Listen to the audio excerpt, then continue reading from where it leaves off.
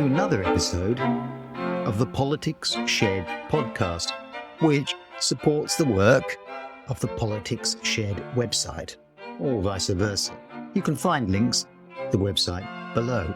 In this podcast, I'm going to discuss conservatism as an ideology, or as a big idea, and its relation to British politics, starting with its origins. I'll start explaining its origins through the work of Edmund Burke, an Irish-born politician and author who responded to the French Revolution.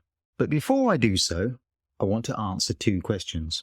First, some people, conservatives and writers and academics, have suggested that conservatism isn't really an ideology.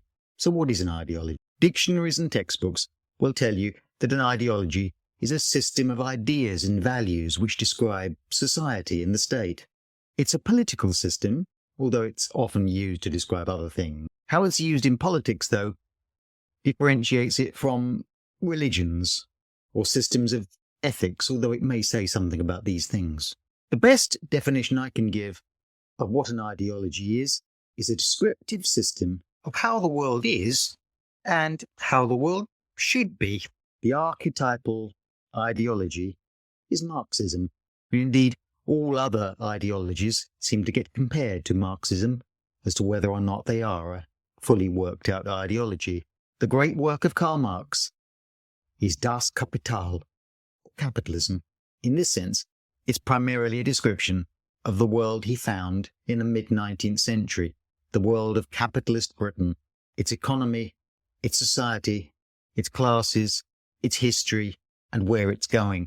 If you should, at some point in your life, ever find yourself in a railway carriage for a long journey with a group of fellow travellers who describe themselves as Marxists, I suggest, if you wish a pleasant, convivial conversation, to stick to discussing the horrors, contradictions, and fault lines of capitalism. If, on the other hand, you wish a more vivid, fractious conversation, discuss the nature of socialist society and how you get there.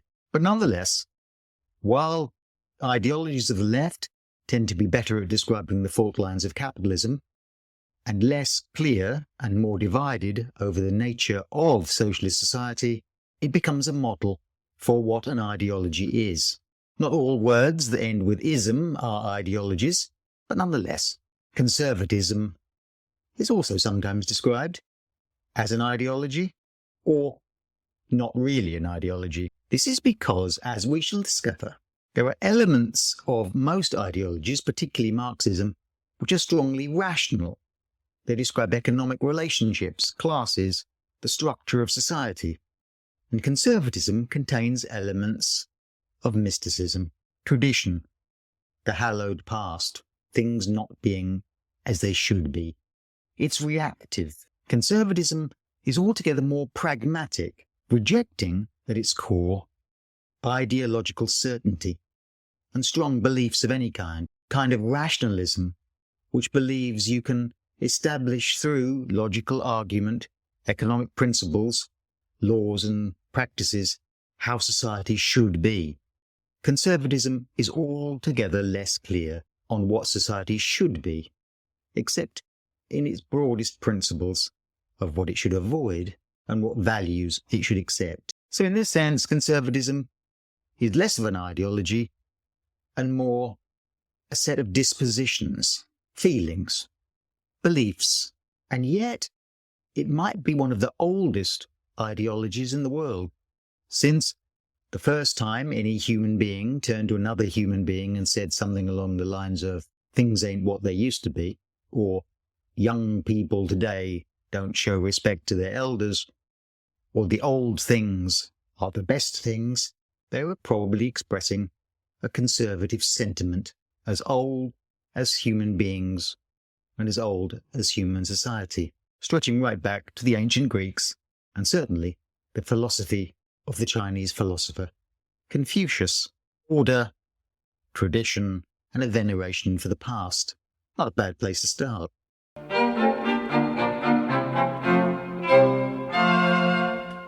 Modern conservatism is altogether more reactive The world, from about 400 years ago, is changing rapidly. And it's changing rapidly now, even more rapidly.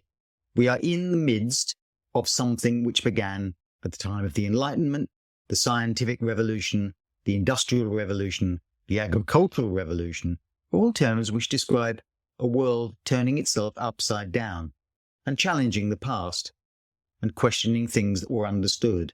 So my second question is, why begin with Edmund Burke? For we might begin with Thomas Hobbes. It's also likely that textbooks will describe Thomas Hobbes as an early liberal.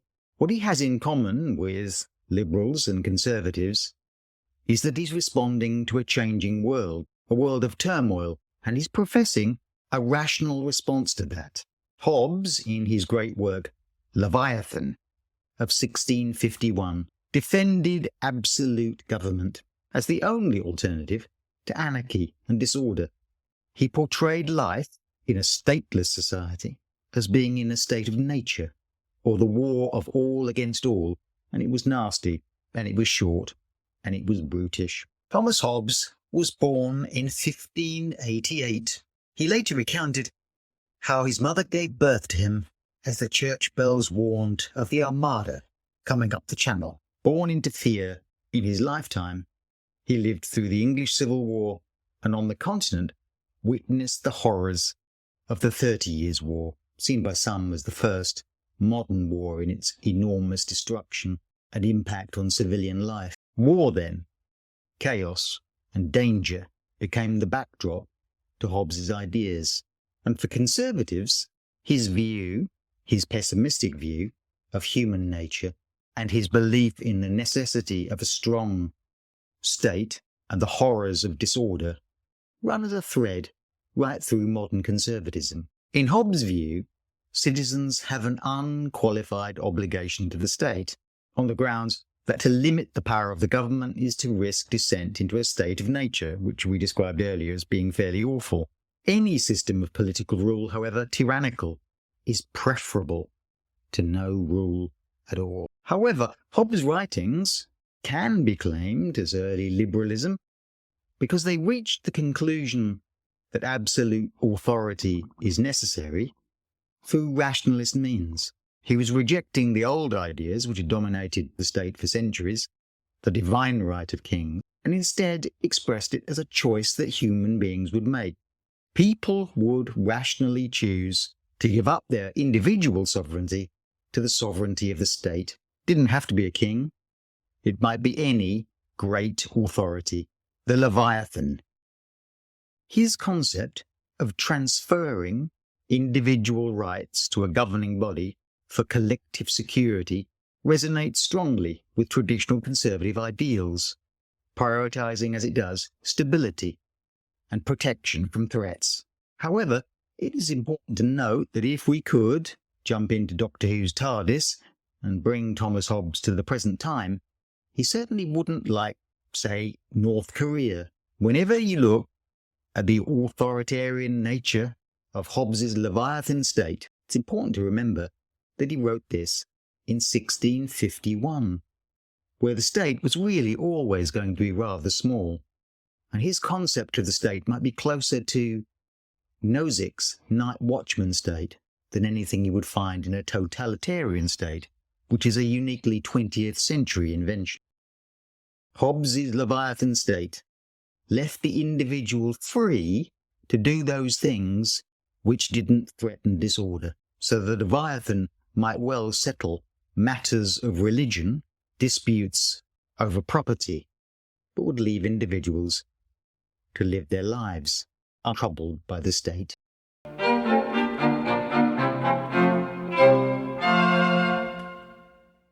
Hobbes' vision also differs very much from Burke's. As we shall see, Edmund Burke emphasizes altogether more interdependence and community and the organic state, knitted together as it is by rights and obligations, the necessity for order, the importance of the state, but also fear of the state, underscore the complexity and the diversity within conservative philosophy. Governments are in many ways a necessary evil. As the founding father of the American Constitution, James Madison noted, "If men were angels, no government would be necessary." For liberals and conservatives, human beings are no angels. So why begin with Edmund Burke and not Hobbes? Well, most textbooks will start with Burke as the grandfather or founder of modern conservatism in the UK and in the USA, simply because he exists in a later age than Hobbes, and we can relate more clearly to the considerations he has of a changing world. Although Burke is writing before the full flood of the Industrial Revolution, he certainly sees its change. He's talking more about society as a whole. In this sense, he can be seen more of a sociologist or an early sociologist, or at least talking about the relationship between aspects of society. For Hobbes, human nature was altogether more significant. Burke's most important work is Reflections on the Revolution in France, written in 1790 at the very beginning of the French Revolution, but also contributing to conservative thought, Burke's view of economics, and he was familiar with the work of Adam Smith, and indeed they were friends. Market forces were an example of a natural law. Also, his view that representative democracy was best described as a form of trusteeship. In his famous address to the electors of Bristol, Burke outlined what many politics students will know as the Burkean model of representation, that he, as he explained to the electors of Bristol, was expected to do what was best for them, and not simply what they wanted, which would be a delegate model of representation. So Burke contributes to our view of representative democracy and the role of the representative, to our view of the rational nature of liberal economics, and above all, to the conservative view of the French Revolution. When Burke wrote his essay, Reflections on the Revolution in France, the revolution had only just begun, and for many radicals in Britain, it seemed a very hopeful time. Very famously, William Wordsworth, poet at the beginning of the French Revolution, in a poem entitled The French Revolution as it appeared to enthusiasts at its commencement, "O pleasant exercise of hope and joy, for mighty were the auxiliaries which then stood upon our side. We who were strong in love, bliss it was in that dawn to be alive, but to be young was very heaven." The French Revolution, which began as a protest, evolved into a challenge to the power of the king, but soon became an all-encompassing overthrow of the way society in France was, and the building of a society based on radical ideas of reason. Burke predicted that the French Revolution might not lead to the liberty and the hopes that Wordsworth had expressed. From the beginning, Burke was sceptical that the French Revolution would end well. This is because he had a deep suspicion of its abstract foundations, which were purportedly rational, but ignored the complexities of human nature. In this sense, he was drawing on his understanding of human nature that would have been familiar to Hobbes. According to Burke, society functions as an organic entity, with a natural hierarchy.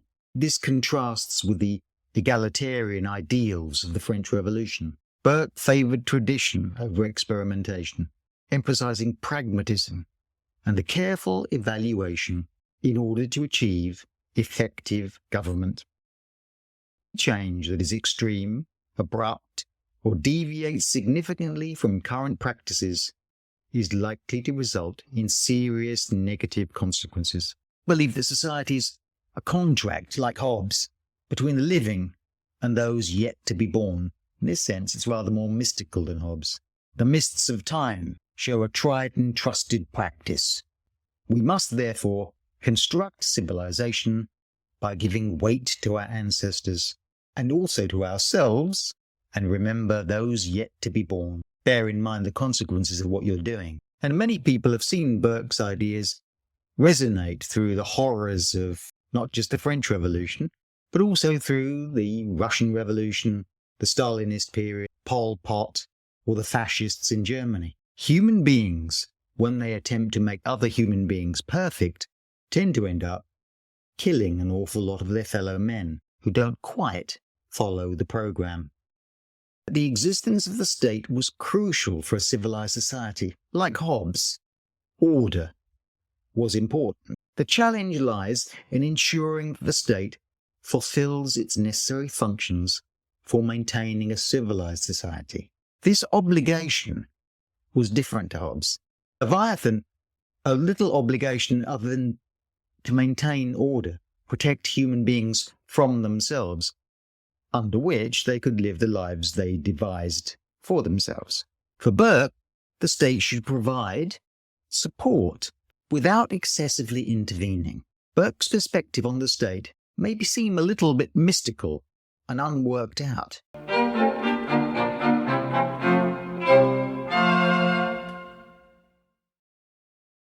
As conservatism evolved into one-nation conservatism, the Conservative Party of the latter 19th century and the 20th century had an altogether expanded view of the role and purpose of government. Government could intervene in welfare, the economy, planning, housing, and areas Burke would never have imagined. The ideas of Keynes and William Beveridge and economic management became firmly established. This was an altogether more systematic understanding of what government could do and should do than the rather broad, mystical ideas of noblesse oblige and obligation. And certainly it saw that limits should be placed on the unfettered free market.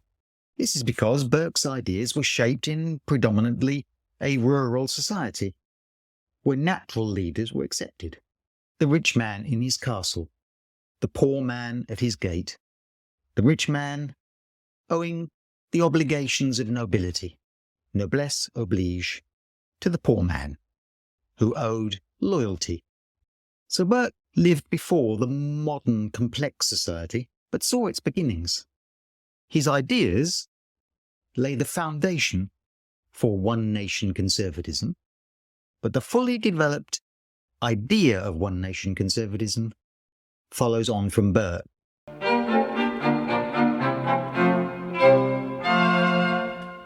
As the 19th century progressed and the Industrial Revolution unfolded the horrors of child labour, of crowded, impoverished cities, of slums, the dark satanic mills, the old Burkean notions of oblige were augmented by the development of one-nation conservatism in a more developed form.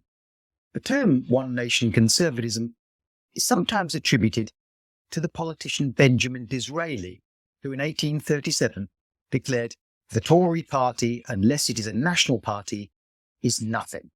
Disraeli was also a novelist, and in his novel Sybil, or The Two Nations, published in 1845, Disraeli suggested that the rich and the poor were as ignorant of each other's habits, thoughts and feelings as if they were dwellers in different zones or inhabitants of different planets.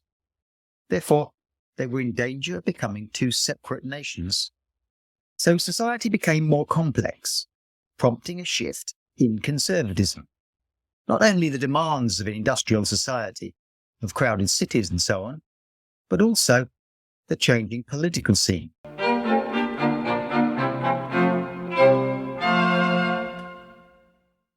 As the franchise was extended to working men, and later on in the early 20th century to women, and then finally to women on the same basis as men, so popular politics developed, and the Conservative Party became that unique creature which developed from the top down, originating in Parliament and constructing a national identity beyond Parliament, unlike the other parties in this country, the Liberal Party and the Labour Party, who formed national organisations in order to seek representation in Parliament.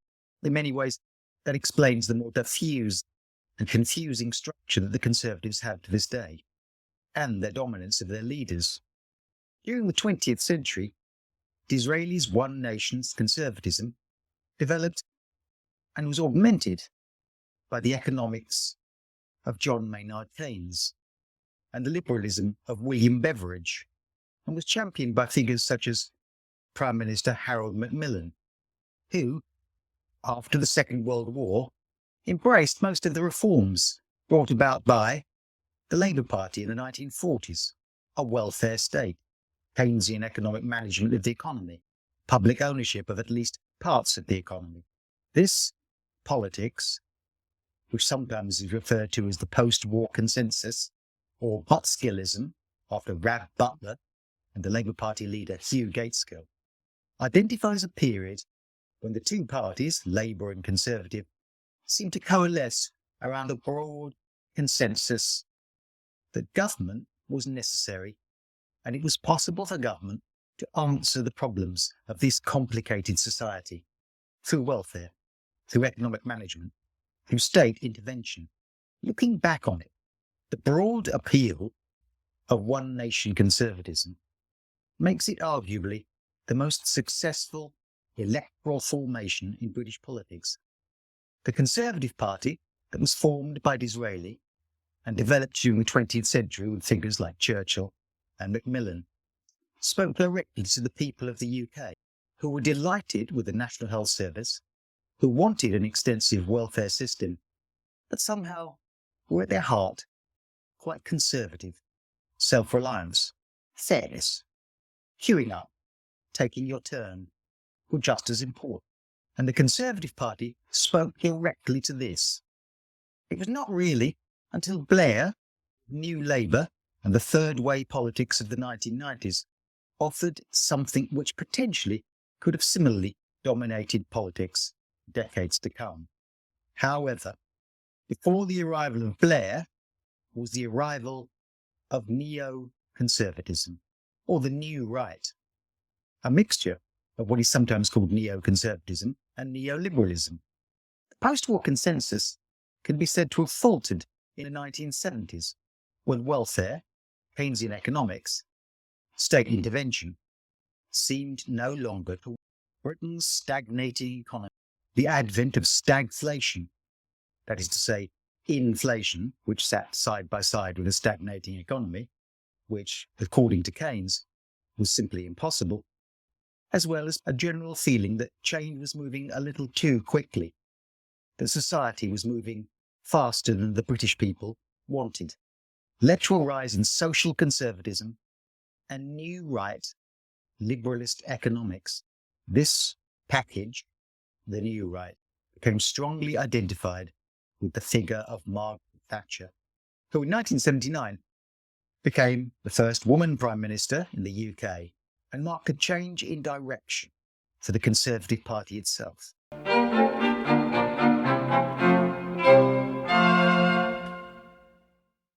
Her analysis, and indeed the analysis of the new right, was that traditional one-nation Conservatives were ineffective managers of the British economy.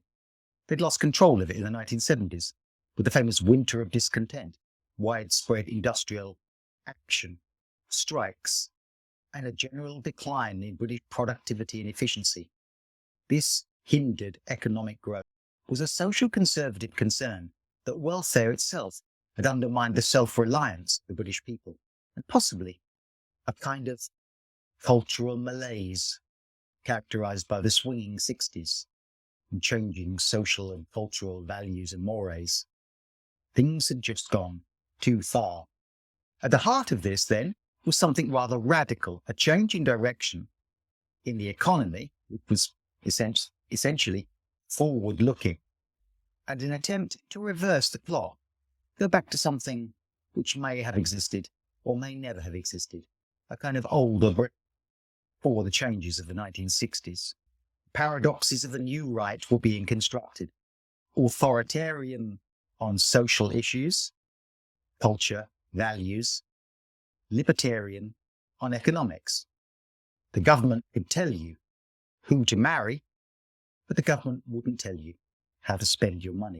This shift from traditional conservatism to new right marked a transition towards a more individualistic variant of conservatism. prompting questions about whether these principles aligned more with liberalism. Despite these shifts, the Conservative Party maintained its identity as conservative while adapting to these new challenges and societal changes in that oddly pragmatic manner of the Conservatives. The conservative thinker Michael Oakeshott presents a perspective on conservatism that contrasts with Hobbes' bleak outlook. Oakeshott, in some ways, became the spokesman of a pragmatic one-nation conservatism. He was an English writer and an academic of the 20th century, focusing on family, cherishing life's pleasures, and minimizing political entanglements. His views signify a shift towards modern conservatism, since they reject the old values of nobility and tradition, and they embrace a more technocratic understanding of society on good management and practicalities of being efficient without ideology. In his 1956 book, On Being a Conservative, he regarded as the conservative disposition. To be conservative is to prefer the familiar to the unknown, prefer the tried to the untried, fact to mystery, the actual to the possible, the limited to the unbounded, the near to the distant, the sufficient to the superabundant, the convenient to the perfect, present laughter to utopian bliss. He further added that in political activity men sail a boundless, bottomless sea. In other words, it has neither a starting point nor an appointed destination. Conservatism isn't a big ideology, a big idea of the future. It's not heading towards utopia. And like Burke, he's going to suggest that the pursuit of utopia ends in the guillotine, or worse. For us poor human beings, for Oakeshott, the realm of political ideas is beyond our poor understanding. Attempts to enforce a specific vision on the population is the most significant offence in politics, which he labels as rationalism. Rationalism in politics involves attempting to shape society according to a specific plan. So while Oakeshott is like Burke in rejecting utopianism, he's more suspicious of the state, since he was living through the Cold War, a period when British and American political methods were praised for upholding liberty, while the Soviet Union was demonized as an adversary of freedom. Oakeshott, therefore, can be best understood in that context. He argues that conservative government should refrain from excessive intervention. Instead, the conservative approach should focus on ensuring that the nation's citizens have the freedom to pursue their own definition of a fulfilling life. Therefore, Oakeshott serves as a link between the one-nation conservative tradition and the new right, earning admiration from supporters in both camps. Oakeshott, however, rejected a knighthood when offered one by Margaret Thatcher in 1981. His suspicion of the Thatcherite project and Thatcherism is entirely consistent with his rejection of rationalist projects and the schemes of politicians.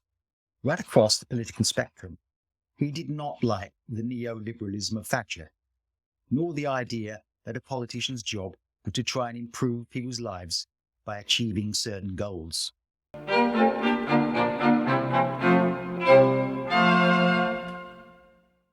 When it comes to discussing the new right, it's worth looking briefly at two other contemporary figures. The author, Ayn Rand, who was both a novelist and a philosopher, and Robert Nozick, the academic and writer.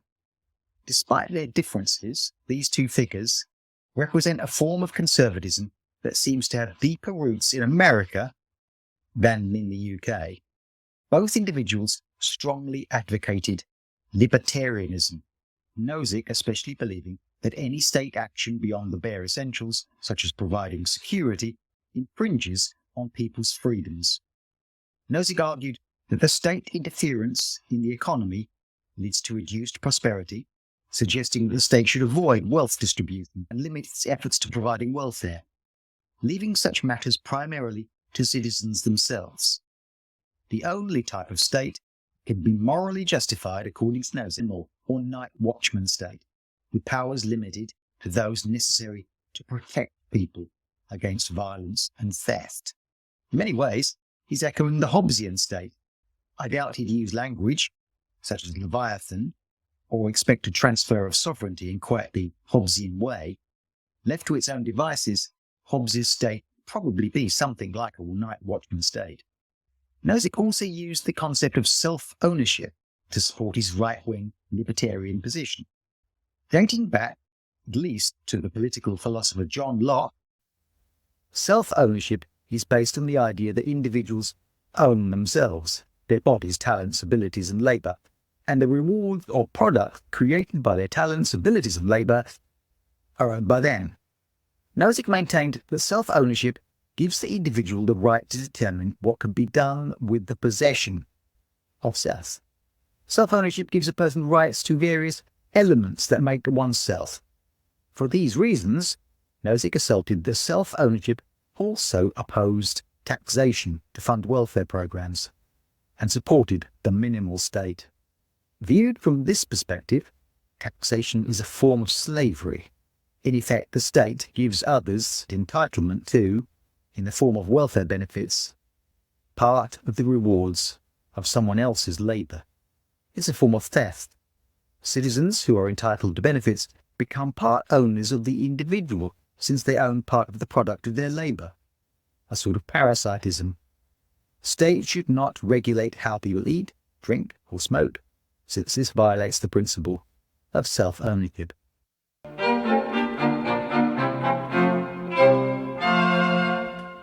This libertarian principle aligns with Ayn Rand's perspective, where she espouses a more spiritually inclined libertarianism that emphasizes self-growth.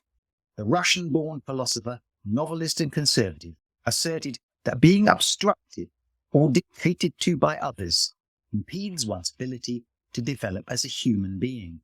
Rand's response was a theory she termed objectivism, a libertarian philosophical system that advocated the virtues of rational self-interest and maintains that individual freedom supports a pure, laissez-faire, or leave-it-alone, capitalist economy. These ideas, publicized chiefly through Rand's novels, The Fountainhead and Atlas Shrugged, she claimed that it offered a set of principles covering all aspects of human life, including politics, economics, culture, and human relationships. In her view, reason provided the fundamental basis of human life, and this led her to endorse a form of ethical individualism that claimed that the rational pursuit of self-interest was morally right. In this sense, like Gordon Gekko in the film Wall Street, greed was good. Justification for this position she called the virtue of selfishness.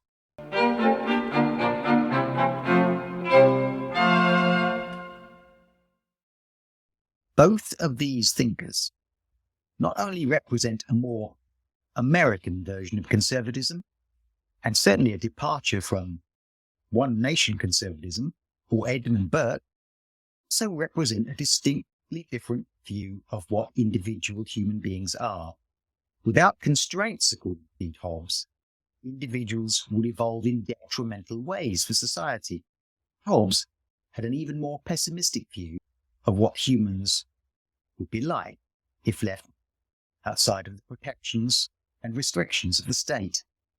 These views of the state and are in many ways irreconcilable to those of Rand and Nozick, which leaves a question: how can all these individuals be classified as conservatives? British thinkers in general seem most concerned with some form of stability and order. American thinkers tend to be more suspicious of government. It's much more likely that a British conservative tut at something in the world and expect government to do something about it, and an American conservative might look at the world and wonder if the government hadn't screwed up in some way, produced that thing that they disliked. While British conservatives began with a horror of the French Revolution, American conservatives in the 20th century were much more likely to be influenced by their horrors of socialism and communism, the big state, and the interference in the individual. And indeed, to this day, attempts to do things that British conservatives would consider quite normal, such as a socialised healthcare system or restrictions on the ownership of guns, might well be accused of being socialists by American conservatives. So this leads to the question I started with: is conservatism actually an ideology? How can all these diverse views of human nature, the state, society, and the economy all be covered by the broad umbrella of conservatism? We're stretching the meaning of conservatism too far. Nothing quite illustrates the internal divisions in UK conservatism like divisions over Britain's membership of the European Union, which has plagued British Conservative Party since the 1980s. It was the Conservative Party that took Britain into EC, the European Economic Community, as it was known then.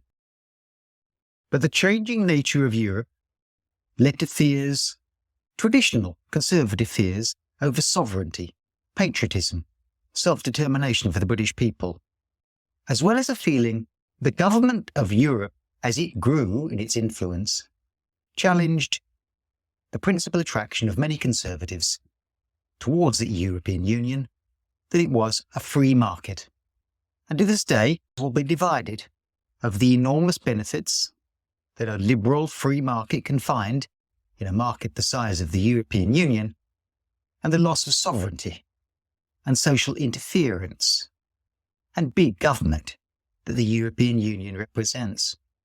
The Conservative Party, then, is always in danger of being pulled apart by the contradictions and forces of different forms of conservatism: liberal free market economics, one nation paternalism, the pragmatism, and the strong state, and a fear of social disintegration.